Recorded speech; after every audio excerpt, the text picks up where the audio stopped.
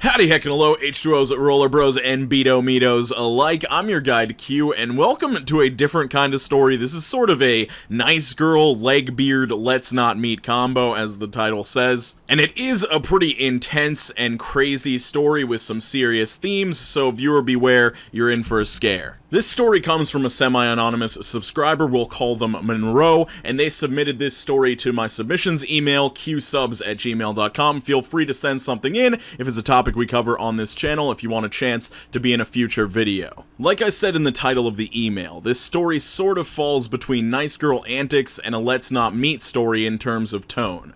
To set the stage, I'm Monroe, and at the time of this story, I was in my second semester of college. I'm non-binary, born a girl, and the nice girl in this story is a trans girl who we'll call Jane. She was a lot bigger than me and kind of gross. Not trying to be mean, I just genuinely got the impression that she didn't shower much. She had a bit of an odor, and her shirts were usually sweat-stained, and her hair smelled like sweat and wet grass most of the time. Also, at this point she was a senior in college, so she was at a pretty significantly different stage in her life than me, especially since I was coming to terms with some past childhood trauma and was very emotionally vulnerable.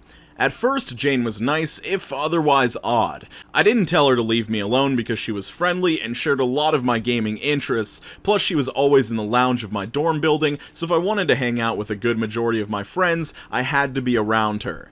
Jane and I ended up exchanging Snapchats, and we talked pretty infrequently my first semester. Mostly I tried to avoid her because she was a little too touchy for my liking. I don't typically like being touched, especially not by people I don't know very well.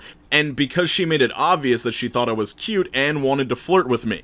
I told Jane that I didn't want to be anything more than friends because the idea of romance at that time was really unappealing to me. She seemed really genuine when she told me that I could set any boundary and she would respect it, but looking back on it, the way that Jane spoke to me was textbook manipulation. She made me feel like the bad guy for not setting boundaries sooner, making me unconsciously feel as though I'd led her on, when in reality she had just assumed she could do whatever she wanted to me, and it was fine because I never told her to stop, right? Anyway, our friendship was more in-depth my second semester because my two closest friends were struggling with their own mental health issues at the time, and I felt a little lonelier than normal. So instead of pestering them when they obviously needed space, I turned to Jane. We actually got along really well over text, but she continued to flirt with me, though I told her a couple times it made me uncomfortable, and that I wanted her to stop. She sent me a picture of herself shirtless in the shower once, and at that point I didn't even know what to say, so I just didn't reply. Cut to mid-April. There's a party in one of the rooms in my dorm hall, and I was infatuated with the guy who was putting it on. So I went, hung out with my close friends, and had a drink. I really only planned on having one drink, but Jane ended up sitting next to me and encouraging me to try drinks I hadn't had before. Being new to alcohol, I was curious about the flavors and tried to limit myself, but I was caught up in conversation with all of the people in the room. Jane ended up slipping me about 6 or 7 drinks, as well as a few shots while I was loose from the party atmosphere. When it was clear that I was too drunk to function, Jane practically forced me to sit in her lap and make out with her. Her reasoning was that I'd mentioned wanting to make out with a few other people at the party, and that I was too drunk to really refuse. I let her kiss me, but I was uncomfortable the whole time. I even mentioned that I just wasn't attracted to her, but she held me in her lap. Again, she was a lot bigger than me, and whenever I got distracted by talking to someone else, she would just start kissing me again. By the end of the night, I was so drunk I couldn't see straight and didn't know where I was. Jane tried to sneak me back to my dorm room alone, but one of my close friends caught up to us and stayed with me while I got into bed. Jane tried to stick around, but my close friend stood right next to my bed and told her in no uncertain terms to get the hell out.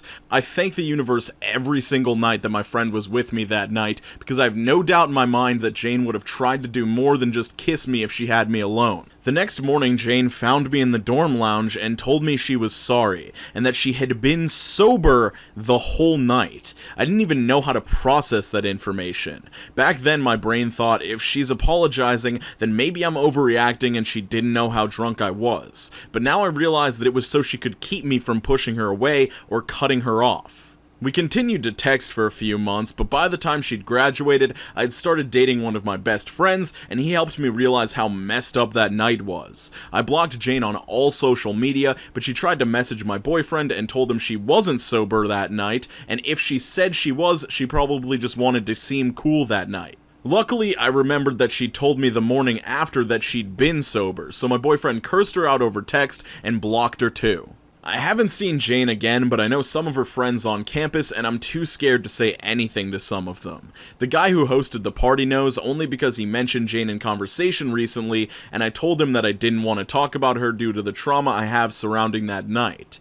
I know it wasn't nearly as bad as it could have been, but Jane still took advantage of me by forcing me to make out with her and being extremely sexual towards me. I still have nightmares about what might have happened if she had managed to get me to my room alone.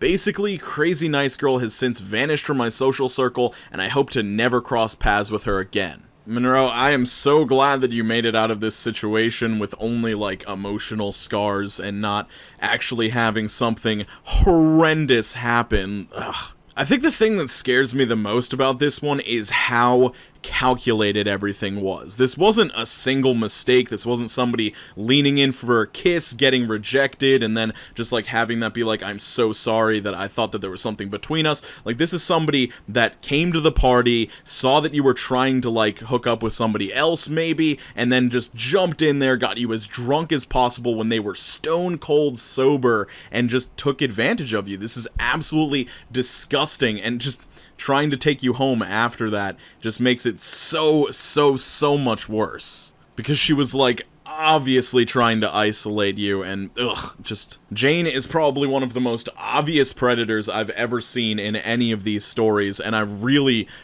hope that, like, somehow she's able to not do this to anybody ever again. Like, I hope she ends up in jail, or, like, gets into serious therapy to fix a lot of things. Hey, if you're interested in some fictional scares as opposed to the real-life scares we've seen in this story, I'm going to be streaming some Layers of Fear on Twitch tonight at 9 p.m. Eastern Standard Time. I'm going to have a face cam and everything so you can see me get freaked out while I'm playing the game. Yeah, so twitch.tv/yourqueue, as in the queue that belongs to you, if you're interested in that. Sorry this video was slightly shorter today, but I thought that this story was sort of in a class of its own, so I didn't want to throw it in like a bunch of Nice Girls stories or a bunch of Let's Not Meet stories, because I truly feel like it's its own thing. But anyway, skate on to the best of your abilities, guys. Please be very safe out there and make sure you're consuming a proper amount of water. I'll see you very soon. Peace.